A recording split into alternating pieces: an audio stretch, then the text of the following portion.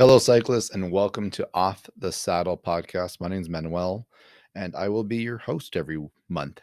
I almost said week, but no, it's I'm gonna do this monthly. Hopefully, this will be a fun experiment, and I'll get some cool people to join me, and it'll be a lot of fun just hearing about different people riding. Because for me, it's always been about the culture of riding. Like the riding in and of itself is You know, I mean, I love it.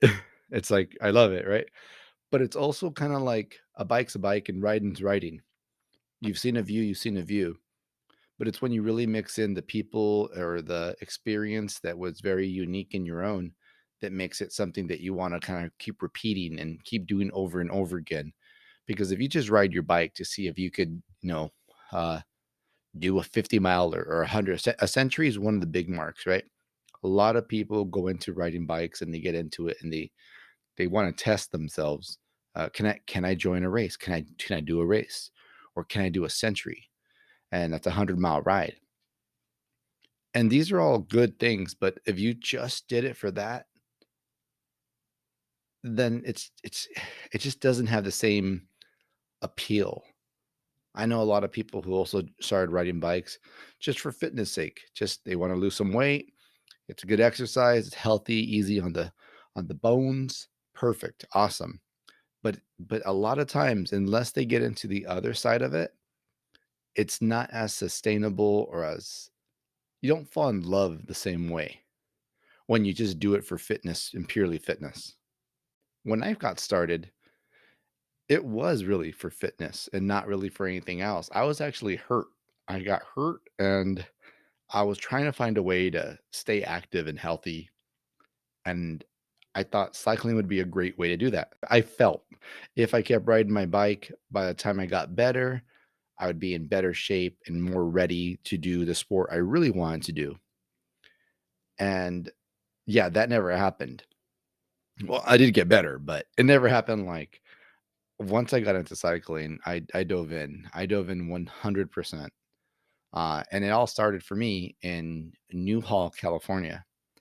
There was a dude there who had a shop called Newhall Bicycle Company, and I had went to all the local shops. I was looking for a commuter, just something that to get me back and forth, and none of the funny bars. I wasn't looking to go. I didn't want to go mountain biking because I wasn't into backflips in my mind. I thought, oh, if you do mountain biking, you're like so extreme. And if you do, the road bikes or like the Lance Armstrong bikes, like that's way too intense and hard to control and uncomfortable. And so just from that alone, you can pretty much understand I had no idea what riding a bike was about. And I went in there looking for like just the most casual bike you could imagine, maybe even like a your basic commuter, like a giant Escape or something, right? And sure enough, like I got in there, we started talking, and Roger Hasper was just like the dopest dude. He instantly kind of saw past what I was asking for and looked at me and said, like, this is a guy who might actually be into the sport.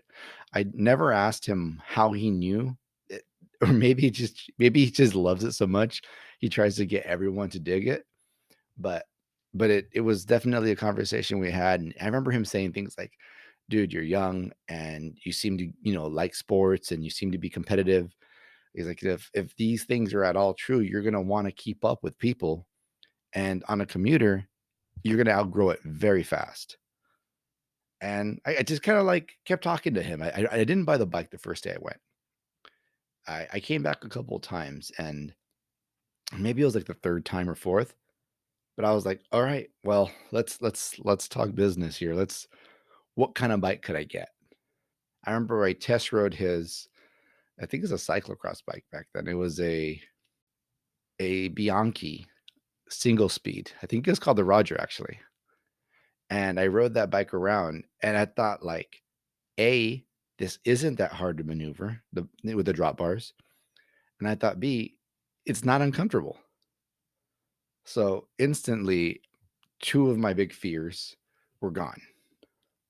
I was like, okay, well then let's give this a shot. Let's buy something. I got myself a very, very inexpensive Jameis Ventura Sport, aluminum everything. I want to say it was like Tiagra or Sora. It was like 8 speeds. I think it was 2 in the front and 8 in the back. It had the antennas still back then on the shifters, and it was an awesome bike actually. It did its job perfectly for me. Um, and yeah, I just got on that bike and I'm like, all right, let's do it. And I think I paid like $500, right? I was like so excited, and I had come from some fitness, right? It wasn't like I was just like this super out of shape dude who just got a bike and decided to get on a bike. Like, no, I was like, I had a history of going to the gym and I did sports from, skateboarding most of my life at the time. I had some, I had some fitness. I know I had fitness. I just didn't have cycling fitness. So when I rode that bike back home for 2 miles and I got back to my then apartment in Newhall, I was so tired. I was dead. I instantly had buyer's remorse. I felt like, "Oh my god, this is not my sport. Obviously, I suck at this. There is no way I'm going to continue doing this. What the heck was I thinking?" And, that, kinda wore off, right? I cooled off a little bit. I realized that, I'm gonna have to give this a little bit more time and effort than just this one ride. The next day, I went out and I'm like, "All right, I'm gonna ride 1.5 miles that way and 1.5 miles straight back. Just that way and back, out and back." And I did it, and I was exhausted again, but better than the first time for whatever reason. And I was like, "All right, so, I gotta build up. I gotta build up. It's okay." By the second ride, I had done like 5 or 7 miles. And then after the third ride, which I think I did like 8 or 9 miles, I started talking to Roger again, telling him about my ride. I'm like, "Yeah, man, I'm feeling good, man. Like from 2 miles, now I'm doing 8. Like, whoa, man, like I think you're pretty good at this." And like I had like completely ignorant to what bike rides are actually like, because I mean, it was a big deal because if you start at 2 miles and now you're doing 8 miles, that's impressive. Like that's like kudos to you, dude. You're working your way up. It is a different kind of fitness and you do have to work at it. But Roger was like, "Cool, man. You should come out with us then." I was like, "Oh yeah, what do you guys do?" We have a ride. We have a ride that we do weekly. Monday Night Madness. I was like, "Sounds fun, man. Like, what do you guys do?" It's like, "Oh, just go around a few miles, do a little climb, and we come back and we have some beers and chill." I was like, "That sounds awesome. Let's do it. Yeah, let's do it." And I remember getting there, and you kind of I don't know, like, looking back, I was such a friend, man.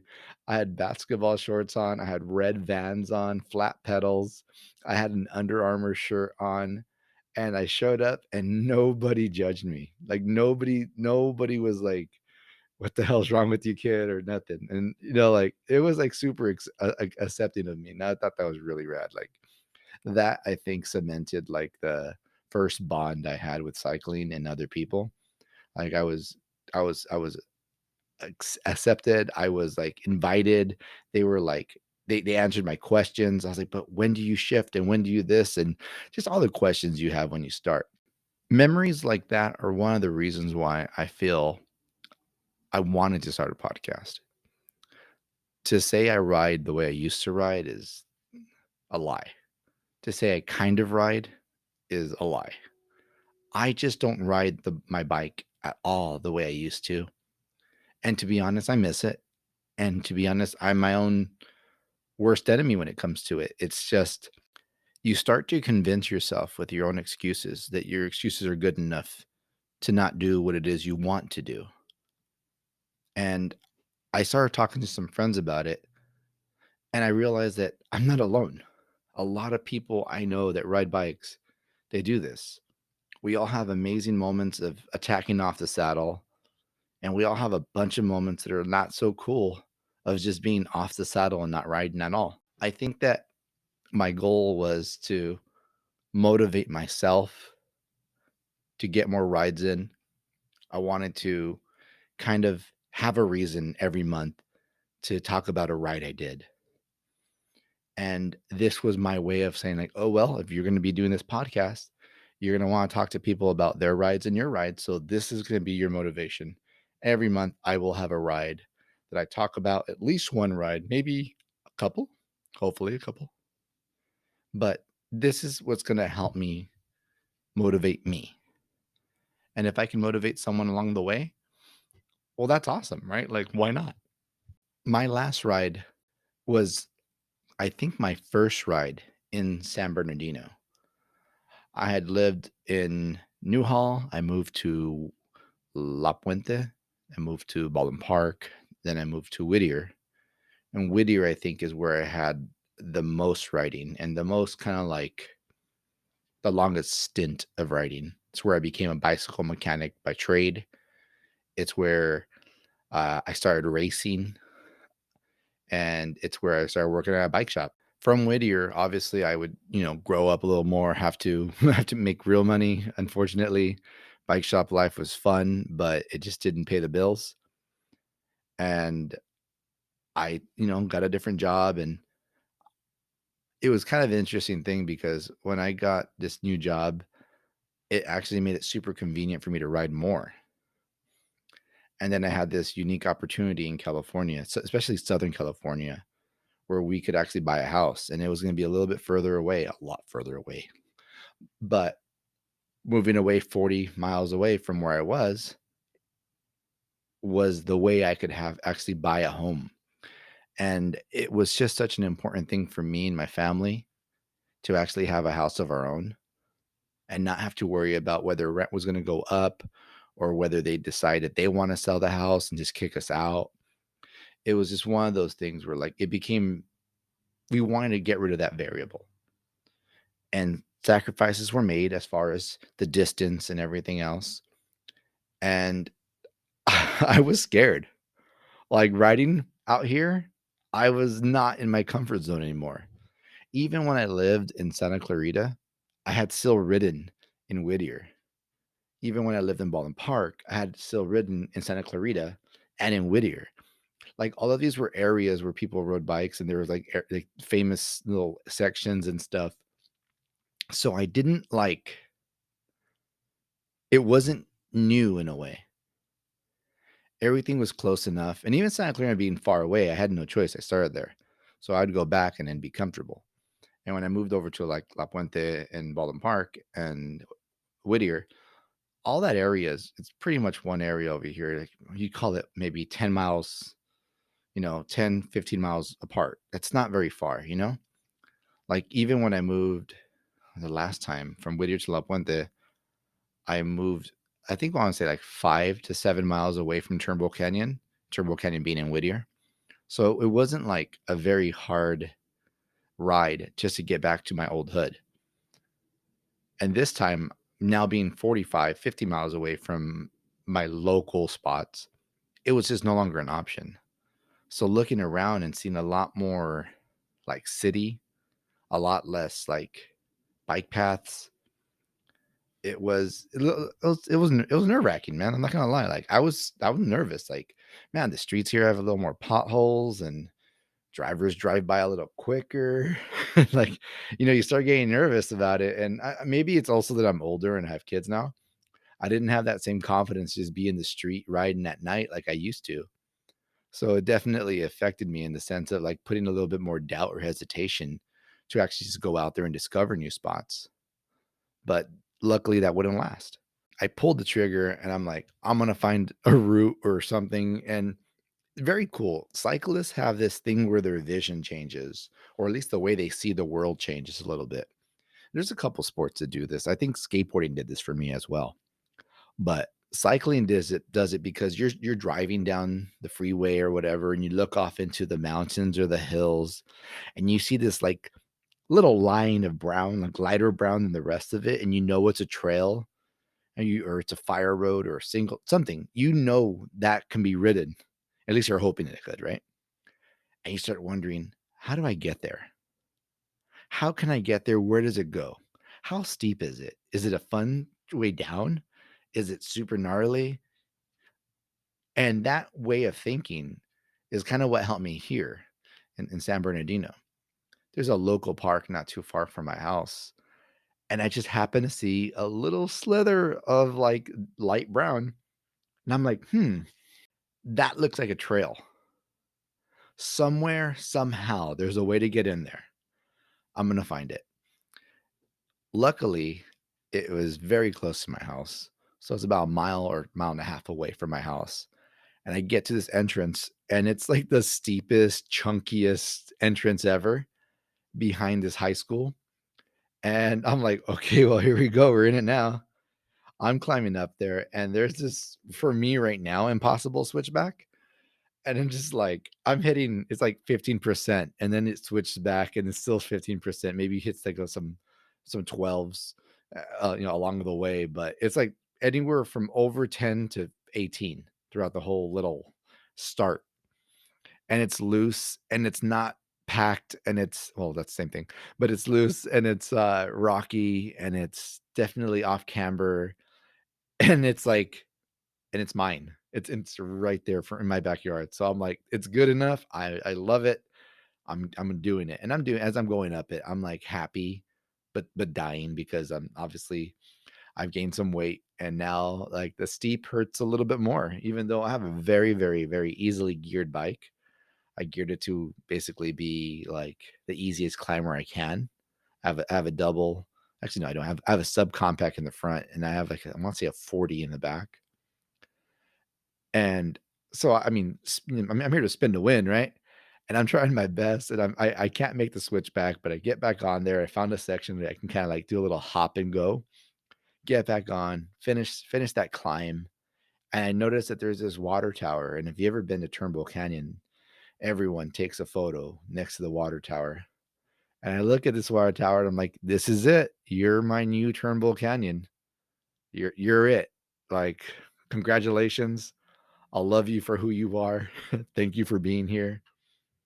And yeah, and then I kind of continue the ride, and now it's more like discovery again. And that discovery is lately what really drives me when I'm riding. Like when I was younger, it was finding like groups to ride with. And then it was about being faster. And then it was about being first for a while. And then it kind of came full circle, even during the time I was racing, where it was just like, no, I just want to enjoy the ride again. And right now for me, discovery is like my thing. I love going to trails and discovering what else is there.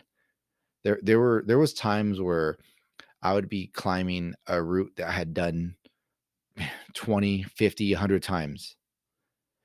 And I had never ever seen certain things or been on certain like side quests. Where does that trail go? Well, I've never taken that road. A perfect example was this ride that it was during the time I was still training. So I was racing and I was training, and we would go up to Crystal Lake like once a week almost. And one of my friends randomly, we met up with him. Like he just happened to be riding up it too. And it was me, my friend Augusto, and we were just climbing and we bump into Sammy. And he's like, "Hey, what's up, guys?" And Sammy was this fit dude, super fit guy. But he wasn't really much of a racer. He would race, sure, he'd join a race of it, whatever, but he didn't want to be on a race team, and he wasn't about that life. And we're joining him, and now like in a weird way, his pace took over ours. Augusto and I are used to like dying the whole way up, loving it the whole way down, and then being happy about a really epic hard ride. And don't get me wrong, that was fun. But we were just not used to doing anything different than that. And Sammy, once we got past, I think it was like the second gate, or it's kind of where this parking lot is going up to Crystal Lake. And he's like, "Oh, we can turn out right here. There's like a little stream. Just have a snack or something." And we were like, "Oh, we don't really stop when we're riding to Crystal Lake. We just go." He's like, "You don't stop?" He's like, "Well, no, there's one area where we get a little more water, but that's about it." He's like, "No, come on, it'll be good." And we got off and we chilled in this like, it was like a small oasis of like nature and like just beautiful sounds and a stream, and it was just great. It was just, it was like, okay, there is more to riding up to Crystal Lake than just killing yourself to be get up there as fast as you possibly can.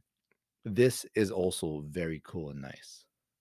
It's in that spirit that I think trying to do more than just like test my body, like especially right now, I don't really have much of a body to test. I'm gonna be honest here. But it's in the spirit of just kind of like testing more like the limits of the beauty around me almost. Like it's like I don't live in the most picturesque place, but that little bit of trail that I found, that was just beautiful. And that was enough to make me want to write it again. I really hope this series is something that's going to help you motivate yourself and want to get out there on your bike again if you've been off the saddle for a while. You know, maybe kind of like take a look at other people's situations, hear about how they overcame stuff or how they're constantly battling to overcome their own difficulties, whether it be their own demons or injuries or whatever it is that keeps us off the saddle. And I'm going to share mine for sure. And I'm going to find some cool people to share their experiences as well. And I just really hope that ultimately at the end of this, you get what I'm trying to get out of this and just one more reason to get on your bike and enjoy yourself. So that's a wrap for our first episode. I hope you enjoyed it. I hope I told you a little bit about myself. This was more of an intro than anything else. I have some fun people lined up. I have a friend of mine who was also a mechanic who raced, who's just a dope dude, dealt with some injuries as well, like me. I have a nephew of mine who I dragged into a couple of impromptu rides. Me being his uncle, I had an extra bike and we got into some pretty fun adventures. Things like that. I have other people lined up as well, but hopefully you enjoy this and you enjoy kind of the vibe and the motivation. And if you want to be a part of this as well, feel free to hit me up on Instagram on Off the Saddle Podcast. I'm also on YouTube. Uh, YouTube, it's youtube.com/ at Off the Saddle. I'm also on Twitter, although I don't use it, but it is Off the Saddle PC. So take a look at those things. And if you do any of the tweeting or Instaing or YouTubing, go ahead and add me and hopefully you'll enjoy the content and we'll go from there. I do want to thank Jake Dante of Off the Mats podcast on Instagram. Check him out. He has a really cool show. He has a couple other podcasts. I was recently in a fun one called So You Like Horror, which was great because we talked about my favorite horror movie. Cool experience. Stay tuned and hopefully you're off the saddle and not off the saddle. Take care.